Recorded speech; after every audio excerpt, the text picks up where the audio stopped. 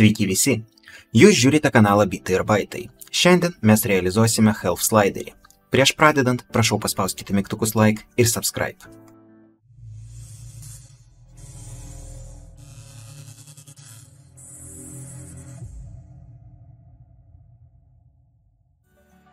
Iš pradžių mums reikalingas paveiksliukas, kurį mes galėsime naudoti mūsų Health barui. Mes sukursime Images folderį, kur saugosim visus paveiksliukus.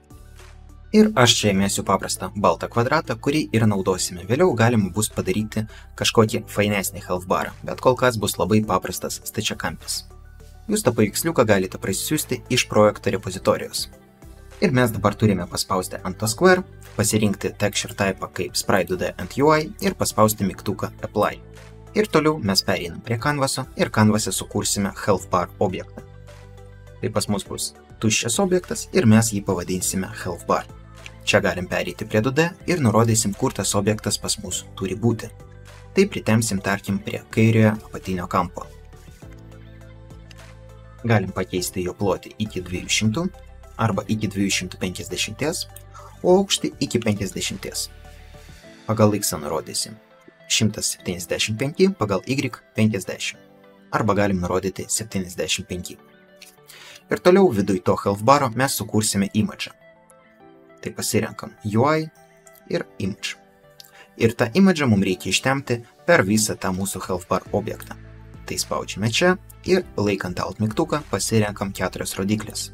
Taip mes ištemsime tą image per visą mūsų Health bar objektą. Ir galim tą objektą pavadinti kaip Background Image. Ir galim pasirinkti spalvą, kurią tik norim. Tarkim, tegul būna tamsiai raudona spalva. Toliau mes galim padaryti kopiją mūsų Background Image ir pavadinti naują objektą Foreground Image. Ir ant to Foreground Image mes užmesime mūsų Square objektą, kaip Source Image. Ir čia jau gali būti pas mus kitokia spalva, tarkim žalia. Ir kaip matote, atsiranda papildomas parametras Image Type. Tai mes čia galim nurodyti tipą mūsų image, koks jis pas mus turi būti. Ir mes nurodysim, kad jis pas mus yra Filled. Fill metod pas mus bus Horizontal. Ir mes nurodysim, iš kurios pusės jis turi būti pildomas. Tai jeigu jūs norite, kad jis būtų pildomas iš dešinės pusės, tai pasirinkate vieną variantą. Jeigu norite, kad iš kairės pusės, pasirinkate kitą variantą. Ir matysite, kaip mažėja arba didėja jūsų Health baras. Gal aš jį truputį prailginsiu. Tegul būna 300. Ir padėsiu Fill amountą per vidurį. Prie backgroundo galim pridėti papildomą kažkokį efektą, jeigu nori. Galim pridėti šešėlį. Ir nurodyti, į kurią pusę tas šešėlis turi eiti. Tarkim taip į kairį ir truputį žemyn. Ir galim pridėti outliną, jeigu norim. Bet su šešėliu tas outlinas atrodo nelabai gerai. Tai gal aš šešėlį panaikinsiu, paliksiu tik outliną. Na ir dabar mes galim parašyti tekstą ant to Health baro, kad galima būtų matyti per tekstą, kiek mes turime gyvybių. Tai ant Health baro pridedam dar papildomai ir TMP tekstą. Ir pavadinsime tą tekstą Health text. Tekstą ištemsim per visą mūsų objektą ir padėsime per vidurį. Taip pat galim pažaisti su shaderiu. Paspausime čia dešinis pelytės mygtuku ir pasirinksime variantą Create Material Preset. Ir pavadinsime tą presetą Health bar text. Na ir dabar galim pažaisti su tuo tekstu. Padidinsim font size čia, galim uždėti auto size, jeigu norim. Bet geriau aš paliksiu font size kem 8. Jūs galite pagal save padaryti, kaip jūs norite. Ir pereisim prie to shaderio.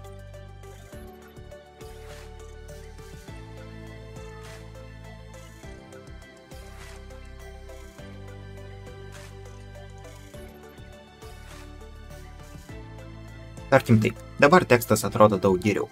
Ir dabar liko tik parašyti skriptus, naudojant kuriuos mes galėsime keisti tą Health barą. Tai viduj UI folderio sukursime naują folderį Health, kur ir aprašysime skriptus. Sukursime skriptą Health Text UI. Naudojant tą skriptą mes galėsime nurodyti, kaip atrodys tekstas ant mūsų Health baro.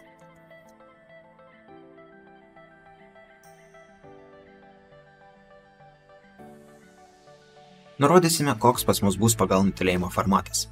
Ir tam, kad būtų truputį aiškiau, kas čia per formatas pas mus, mes galim parašyti tooltipą. Tai parašysime čia tai tokiu būdu. Tai jei rašome 0, tai pas mus current health, jei vienetą, tai pas mus max health, dvejetas tai procentas nuo 0 iki 100, trejetas tai pas mus nuo 0 iki vieneto.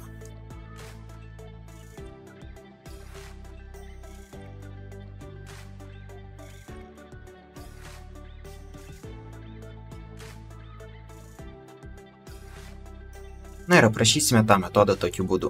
Mes kviečiame string format, nurodome formatą, kuris pas mus buvo, ir sakome, kad nulinis elementas tai current health, pirmas tai max health, ir toliau, kaip mes viską ir nurodėm, procentas nuo 0 iki 100 ir nuo 0 iki vieneto.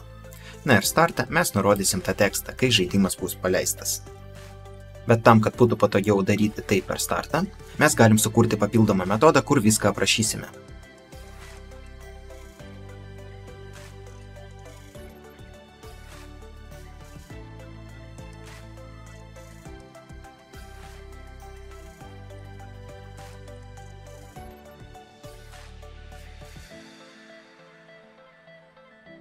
Ir darome lygiai tą patį, kas pas mus buvo čia, tik naudojant tuos du argumentus.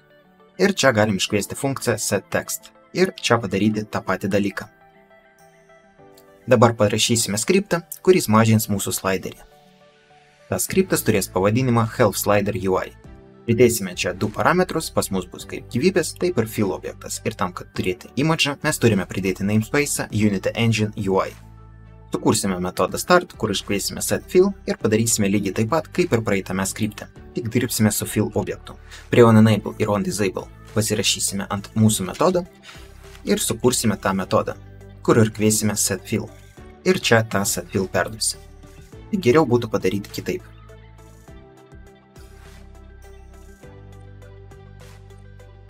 Geriau parašyti taip.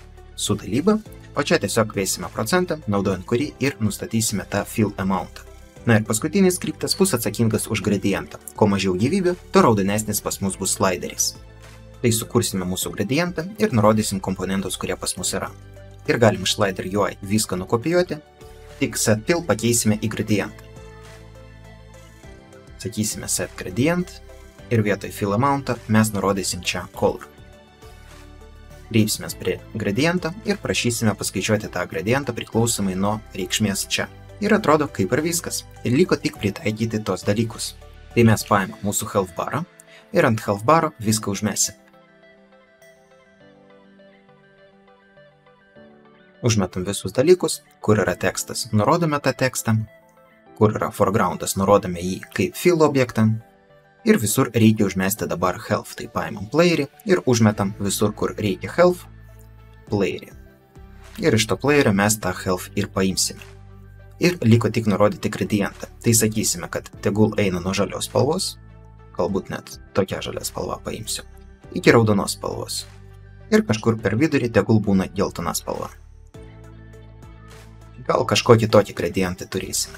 Ir galim dabar patikrinti viską. Spaudžiam play ir žiūrim, ką mes turėsime. Ir kai mes spaudžiame play, mes matome, kad health'as pas mus pagal nutilėjimą yra 0.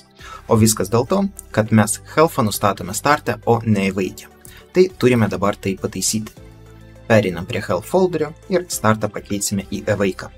Grįžtame atgal, paspausime play ir dabar matysime, kad viskas pas mus jau gerai. 100 gyvybių, viskas tvarkoj, galima atidaryti per visą ekraną. Pašoksime kelis kartus ir pažiūrėsime, kokią įtaką daro fall damage'as. Ir kaip matome, nukritome, praradome kažkiek gyvybių.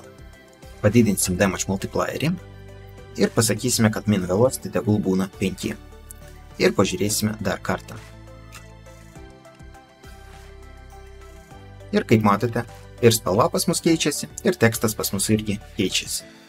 Tai viskas kaip ir gerai. Ir pats slideris irgi mažėja. Ir jeigu mes norim pakeisti formatą, mes galim tai padaryti. Mes galim pasakyti, kad tegul būna vienas skaičius po kablelį. Tai čia nurodysim .0 ir čia .0. Ir dar galim parašyti žodį health. Arba health points.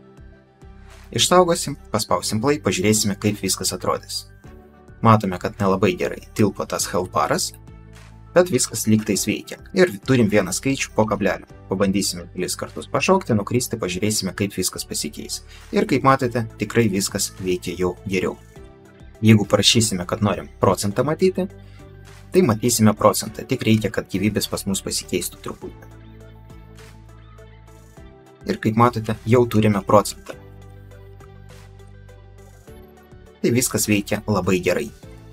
Bet paliksime kaip buvo, man patiko tas variantas, kai mes matome kiek ir iš kiek. Tai dabar jūs žinote, kaip padaryti Healthbaro vartotojo sąsają. Jei norite užstatyti pamoką, galite tai padaryti paspaudus pirmą nuorodą video aprašyme. Ačiū, kad žiūrėjote, lauksiu jūsų kitoje pamokoje.